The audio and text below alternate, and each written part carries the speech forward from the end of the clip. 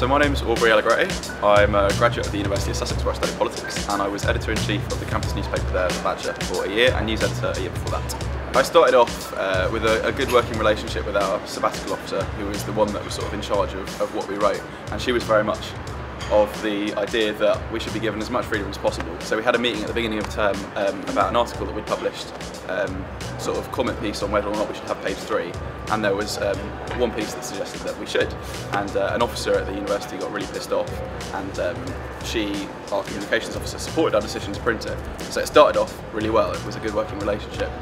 but then sort of over the course of the year it deteriorated as more and more kind of freedom of speech got sacrificed in the name of propaganda,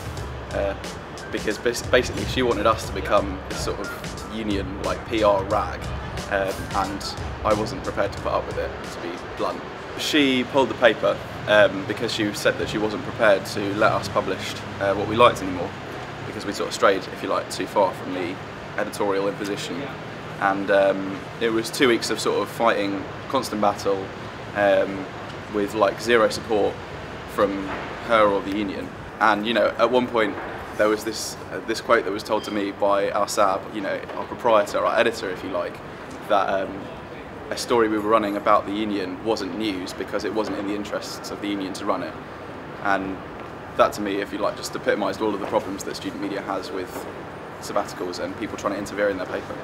I wasn't prepared to have everyone sit around and not know what the future of this like ancient piece of history at Sussex was going to be because of me. So I reneged and signed the apology, but I wish I hadn't, and it's one of my biggest regrets there.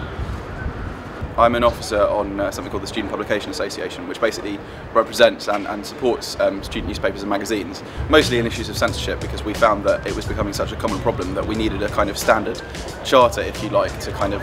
give newspapers and magazines sort of certain freedoms that were guaranteed and that we could hold universities and unions to account for not holding onto. So my advice would be to set up your own website where you can upload content without, you know, recrimination from the union or the university, and where they aren't able to impinge on what you publish. And make sure that you're fully clued up in all things media law, so that, you know, you can go to them and say, this isn't about, you know, like a media law judgment, this is about your ethical